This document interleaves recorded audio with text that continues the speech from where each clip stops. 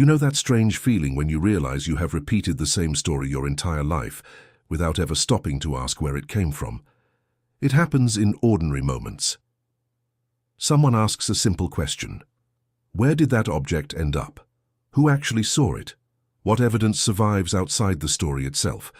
You open your mouth expecting an easy answer, and instead you discover a silence you never noticed before. That silence is uncomfortable because it forces you to separate two things most people instinctively merge together: belief and history. We spend years assuming they are interchangeable. We hear a story often enough that it begins to feel like memory. We inherit confidence from the people around us. Their certainty becomes our certainty. Their conviction becomes our evidence. Then one ordinary day someone asks a question that should have been asked decades earlier, and suddenly what once felt solid begins to feel strangely weightless. That is exactly what happens when people begin asking about the Ark of the Covenant. Almost everyone has heard of it. Even people who have never opened a Bible recognize the image: a golden chest, two cherubim facing one another, divine power, miracles, armies defeated, priests carrying it into battle, a sacred object unlike anything else in history. But then another question quietly enters the room. Where is it? Not where do stories claim it went, not where legends place it. Where is the evidence that such an object ever existed? That single question changes the entire conversation, because suddenly familiarity is no longer enough. Suddenly, repetition is no longer proof. Suddenly, the difference between historical confidence and historical evidence becomes impossible to ignore. The first reaction many people have is emotional rather than intellectual. They feel defensive before they even know why. That reaction deserves attention because it reveals something important about human psychology. We do not simply believe ideas. We build identities around them. Once an idea becomes part of who we think we are, questioning it feels personal. It feels like an attack. The mind stops asking whether something is true and starts asking how to protect itself. That instinct is ancient. It appears in politics, families, cultures, science, sports, and religion alike. Human beings rarely defend facts with the same intensity they defend belonging. If everyone you trust believes something, doubting it can feel like stepping outside the tribe. Our ancestors survived because they remained connected to their communities. Isolation often meant death. That survival instinct still shapes us today, even when the danger is no longer physical. We fear exclusion more than uncertainty. We fear losing our place more than discovering we were mistaken. That is why difficult questions often produce emotional reactions before logical ones. Now imagine growing up, hearing the Ark described not as a possibility or a symbol, but as a certainty. It becomes part of the landscape of your imagination. You never ask whether anyone outside the religious tradition recorded it.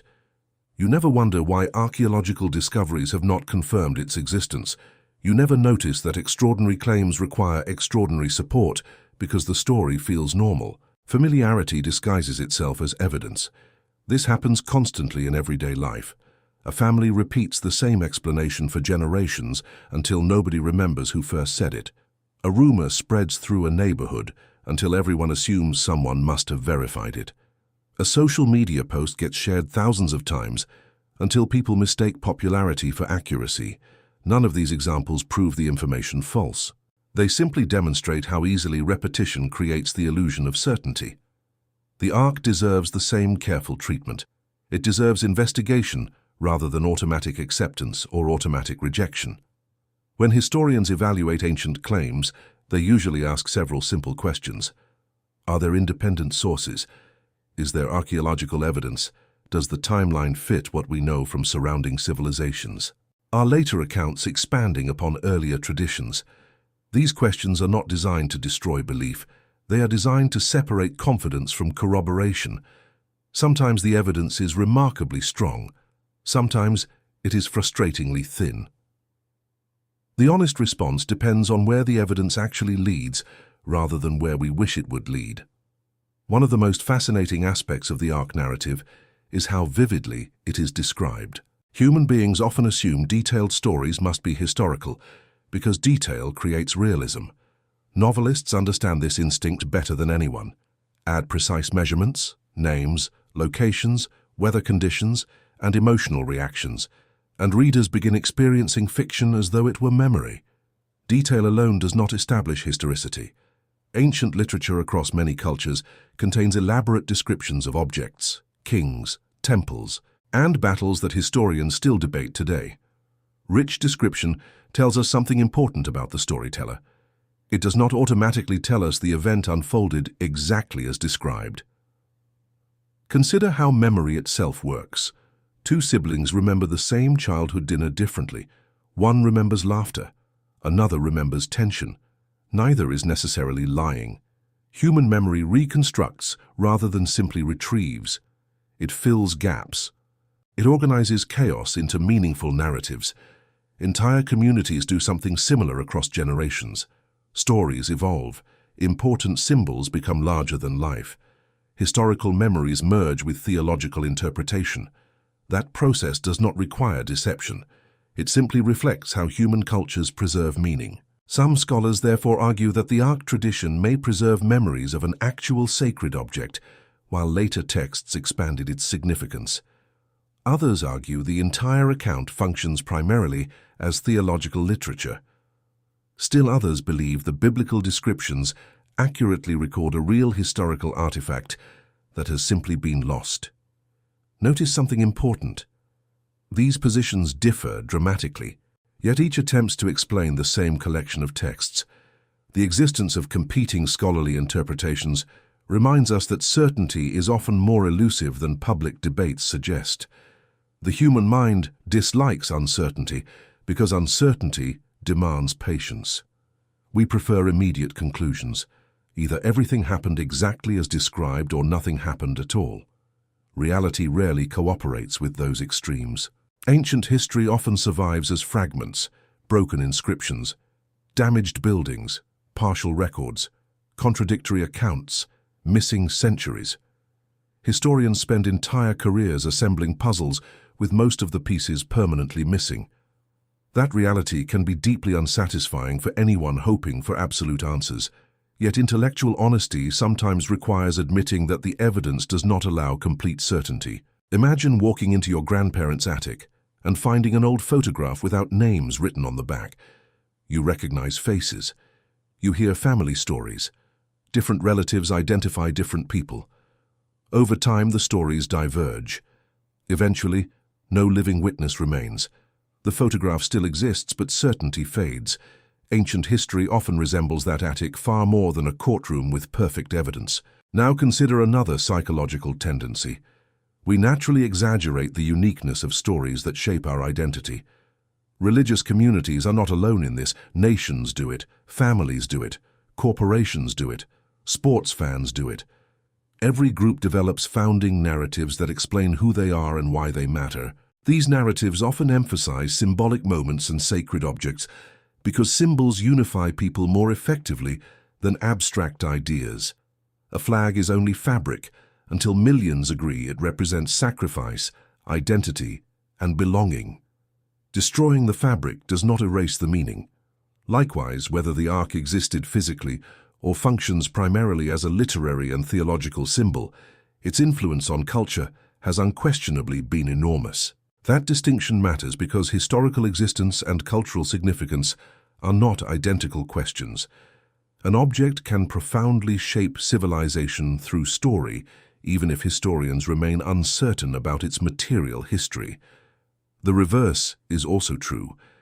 Many unquestionably real ancient artifacts never influence the world beyond the communities that use them. Human beings assign meaning. Meaning then shapes behavior. Behavior changes history. This process explains why debates about ancient religious objects remain emotionally charged thousands of years later. People are rarely arguing only about archaeology. They are arguing about identity, purpose, memory, community, and trust. If someone questions an artifact connected to your deepest convictions, it may feel as though they are questioning your grandparents, your childhood, your moral framework, and your future all at once. That emotional weight deserves understanding, even if it should not determine historical conclusions. The challenge is learning to separate emotional investment from investigative standards. Think about how often confidence persuades us in daily life. A charismatic speaker walks onto a stage and speaks without hesitation. The audience assumes expertise. Another person quietly says they are uncertain because the evidence is incomplete. Many listeners perceive hesitation as weakness, even when it reflects greater intellectual honesty. Ancient history punishes overconfidence. Every decade brings discoveries that overturn earlier assumptions. Entire civilizations once dismissed as legendary later emerged from beneath the sand. Other cherished historical claims weakened under closer examination. The lesson is not cynicism. The lesson is humility. If the evidence for the Ark someday changes dramatically through new discoveries, honest thinkers should be willing to update their conclusions. If such evidence never appears, honesty demands acknowledging that absence as well. Intellectual integrity means allowing reality to surprise us rather than forcing reality to satisfy our expectations. Perhaps the deepest question hidden beneath the Ark debate is not whether a golden chest once existed. Perhaps it is why certainty feels so comforting. Why do we crave definitive answers even when history rarely provides them? Why does ambiguity make us anxious? Maybe because uncertainty reminds us how limited we are. We want the past neatly organized. We want every mystery solved. We want every cherished story either fully confirmed or completely disproved. Yet the human experience is filled with unresolved questions. Accepting that limitation is not intellectual defeat. It is intellectual maturity. It is recognizing that evidence deserves respect, that belief deserves honesty, and that neither becomes stronger by pretending unanswered questions do not exist.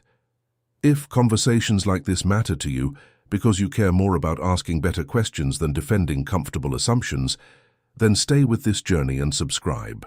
Because independent thinking begins the moment we become willing to examine even our most familiar beliefs, with patience, humility, and courage.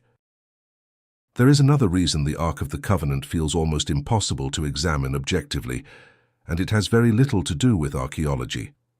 Human beings instinctively fill empty spaces with stories. Whenever information is missing, the mind begins constructing possibilities.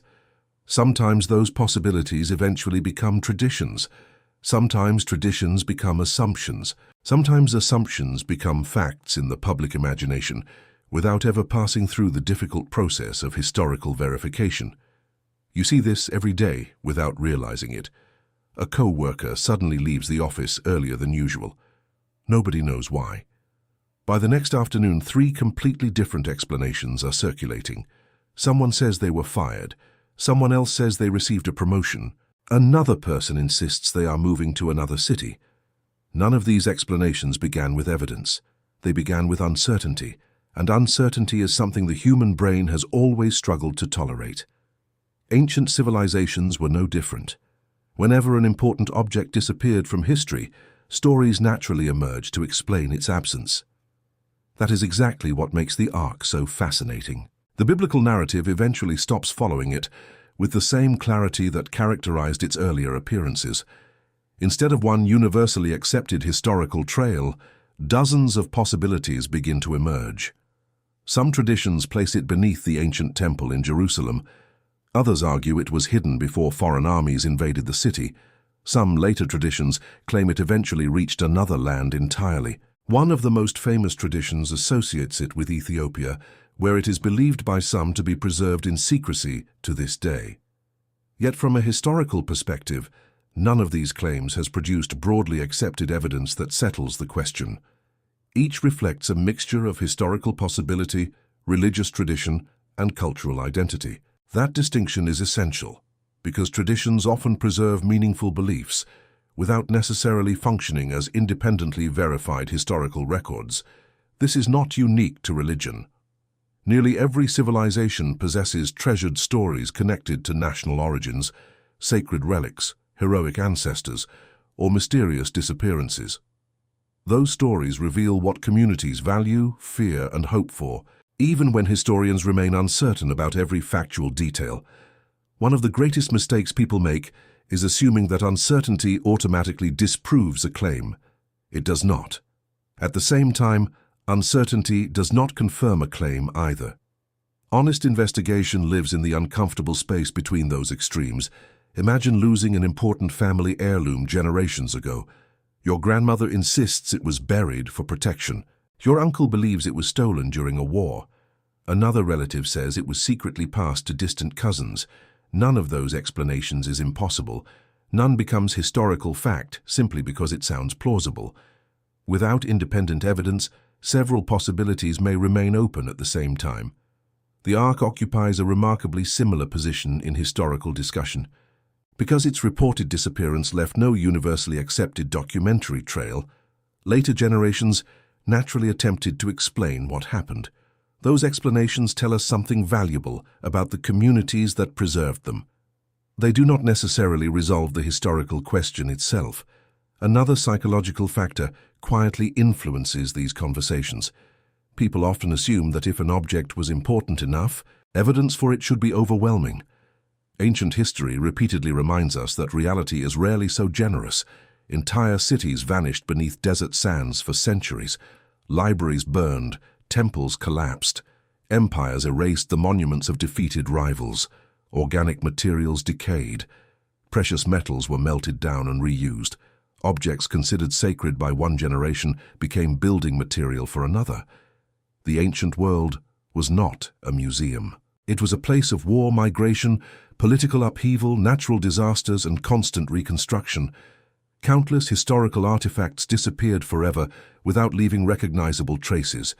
Therefore, the absence of the Ark today cannot, by itself, demonstrate that no sacred object ever existed. At the same time, disappearance alone cannot establish that the specific biblical descriptions are historically accurate. This balance is difficult because the human mind naturally prefers certainty over probability. We want clear verdicts rather than careful distinctions.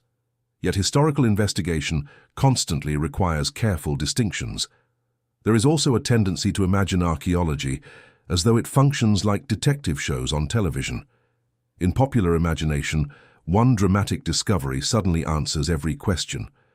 Real archaeology is slower, quieter, and much less satisfying.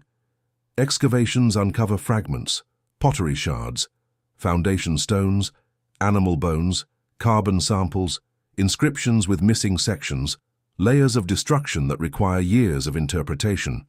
Two respected scholars may examine the same discovery and reach different conclusions without either acting dishonestly. That reality frustrates people who expect history to produce courtroom-level certainty. Instead, ancient history usually offers probabilities supported by varying degrees of evidence. This explains why scholarly debates continue for decades without reaching universal agreement. Another interesting question emerges when we examine why the Ark occupies such a powerful place in the imagination compared with countless other ancient religious objects. The answer may lie less in its physical description than in what it represents psychologically. Throughout history, human beings have longed for tangible reassurance that ultimate meaning exists beyond ordinary life. Invisible ideas are difficult to hold on to. Physical symbols become anchors for invisible convictions. Wedding rings symbolize commitment. National memorials symbolize sacrifice. Family photographs symbolize identity. None of these objects creates the reality it represents, yet each helps people remember something larger than itself. Within the biblical narrative, the Ark functions in a similar symbolic role. It represents covenant, divine presence, sacred law, and communal identity. Whether one approaches those themes through faith or historical analysis, it becomes easier to understand why the object assumed extraordinary significance within the tradition. Symbolic importance often survives even when material certainty remains elusive. Human beings repeatedly preserve meaning through stories because stories outlive objects. Wood decays, gold can be stolen, buildings collapse, narratives travel across generations. That may help explain why the Ark remains culturally influential, despite centuries of uncertainty surrounding its fate. Another uncomfortable truth deserves attention. Many people assume that questioning historical claims automatically reflects hostility toward religion. In reality, sincere questioning often arises from respect for truth rather than contempt for belief. If an idea is meaningful, it should not require immunity from investigation. Likewise, historical investigation should not begin with the assumption that religious claims must be false. Both extremes replace curiosity with predetermined conclusions. Genuine inquiry requires the willingness to follow evidence wherever it leads, even when the destination differs from personal expectations. This attitude is surprisingly rare because confirmation bias quietly shapes nearly every human conversation. We naturally search for information that reinforces what we already think, while overlooking evidence that complicates our preferred narrative. That tendency appears across political debates, scientific controversies, financial decisions, and religious discussions alike. Once we emotionally invest in a conclusion, contradictory information often feels threatening rather than informative. Learning to recognize confirmation bias within ourselves may be more important than winning any particular argument. Imagine two people entering the same museum. One arrives determined to prove the Ark definitely existed exactly as described. The other arrives equally determined to prove it never existed in any form whatsoever. Both may walk past the same artifacts while noticing only the evidence that supports their expectations. The evidence has not changed, their attention has. That illustrates one of the most profound lessons psychology teaches about human reasoning.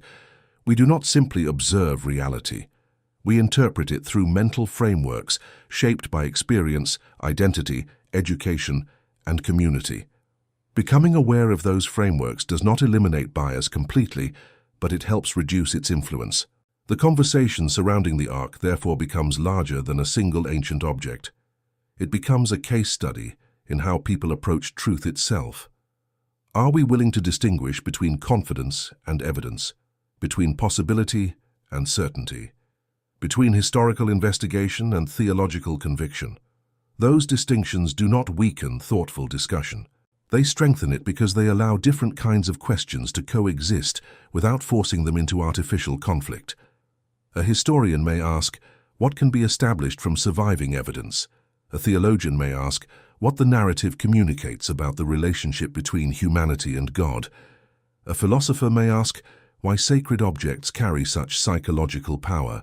A psychologist may explore why communities defend cherished traditions so passionately. These questions overlap, but they are not identical. Confusing them often creates unnecessary arguments because participants believe they are discussing the same issue when they are actually pursuing different kinds of truth.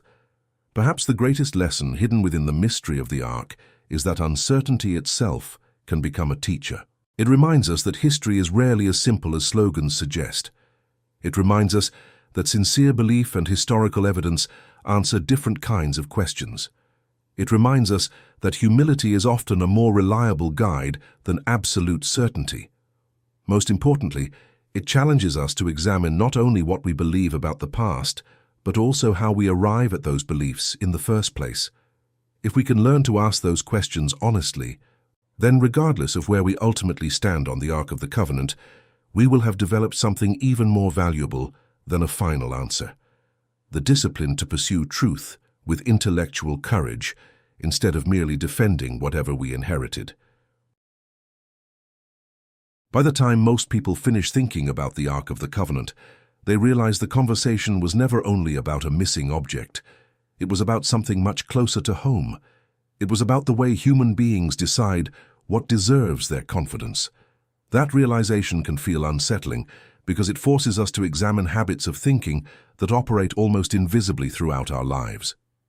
We often imagine that we carefully evaluate every important belief we hold, but the reality is usually far less deliberate. Most convictions begin long before conscious analysis. They arrive through parents, teachers, friends, communities, books, films, religious traditions, national identities, and repeated cultural assumptions. None of that automatically makes those beliefs false. It simply reminds us that inheritance is not the same as investigation. Every generation receives ideas from the one before it. Some survive careful examination, others gradually change as new evidence emerges. That process has shaped human civilization for thousands of years. Scientific theories have evolved, historical timelines have been revised, ancient languages have been deciphered.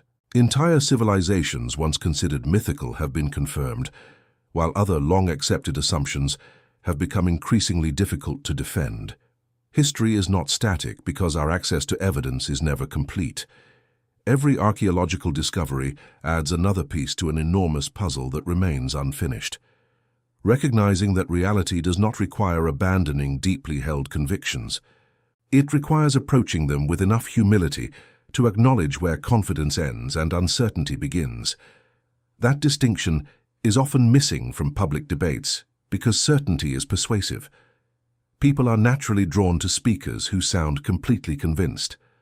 Absolute confidence feels reassuring. It reduces complexity. It offers emotional stability in a confusing world. Yet confidence and accuracy have never been the same thing. Throughout history, people have spoken with complete certainty about ideas later shown to be incomplete or mistaken. Confidence reflects the speaker's state of mind. Evidence reflects the strength of the claim. Those two qualities sometimes overlap, but they should never be confused with one another. The mystery surrounding the Ark illustrates this difference remarkably well. There are individuals who declare without hesitation that the Ark unquestionably existed exactly as described, and that its current location is simply hidden from public knowledge. There are others who speak with equal certainty that no such object ever existed in any historical sense. Between those positions lies a far more cautious approach adopted by many historians and scholars. They examine the surviving texts, compare them with archaeological findings, evaluate the historical context, and acknowledge both what can and cannot presently be established. That approach is often less emotionally satisfying because it resists dramatic conclusions, yet it reflects an important intellectual discipline. It recognizes that unanswered questions should remain unanswered until stronger evidence appears. Living with uncertainty is surprisingly difficult because the human brain prefers finished stories. We enjoy mysteries only until they begin affecting our own worldview.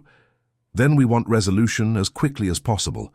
That desire explains why conspiracy theories often flourish around famous historical mysteries. When evidence leaves gaps, imagination eagerly fills them. The Ark has inspired countless stories involving secret societies, hidden chambers, lost civilizations, government cover-ups, and forgotten maps leading to extraordinary discoveries. These narratives can be entertaining, but entertainment should never replace careful investigation. Extraordinary stories become compelling precisely because they satisfy our longing for hidden meaning. They transform uncertainty into excitement. Yet the appeal of a story tells us very little about its historical reliability. This principle extends far beyond religious topics. It influences how we interpret news, evaluate rumors, judge other people, and remember our own experiences. Human beings are storytellers by nature. We organize scattered events into narratives because narratives help us make sense of life. That ability is one of our greatest strengths, but it also creates vulnerabilities. We sometimes mistake coherent stories for verified realities. Recognizing that tendency does not diminish the beauty of storytelling. It simply reminds us that stories and evidence perform different roles. One gives meaning. The other establishes historical probability. Healthy thinking requires appreciating both without expecting either to replace the other. The Ark also raises another profound question that often remains unnoticed. Why do sacred objects matter so deeply across cultures? The answer may reveal something fundamental about human psychology. We are physical beings attempting to understand realities that often feel invisible. Love cannot be measured with a ruler, yet people treasure wedding rings. Gratitude cannot be weighed on a scale, yet families preserve handwritten letters for generations. National identity cannot be touched, yet flags inspire extraordinary sacrifice. Material objects frequently become symbols of realities that transcend the objects themselves. Whether one views the Ark historically, symbolically, or theologically, its enduring influence reflects humanity's recurring desire to connect abstract meaning with tangible experience. Even if every physical trace of an object disappears, the ideas attached to it can continue shaping civilizations for centuries. That observation shifts the discussion in an important way. If someone believes the Ark existed historically, its significance extends beyond gold, wood, and craftsmanship. If someone views it primarily as theological literature or sacred symbolism, its influence remains historically undeniable because the narrative itself has affected law, ethics, art, literature, music, architecture, and collective imagination across generations. In other words, the historical question and the cultural question are related but not identical. One asks whether the object existed in the material world as described. The other asks whether the story changed the world. The second question can often be answered more confidently than the first. The story has unquestionably shaped human civilization, regardless of where one ultimately stands on its historical foundations. That realization invites another uncomfortable reflection. People sometimes fear that questioning historical claims automatically destroys meaning. Yet history repeatedly demonstrates the opposite. Mature understanding often grows stronger when it is willing to distinguish between what is known, what is probable, what remains uncertain, and what belongs primarily to the realm of faith or symbolism. Refusing to blur those categories does not weaken thoughtful belief. It encourages intellectual honesty. Honest inquiry requires enough confidence to ask difficult questions and enough humility to accept incomplete answers.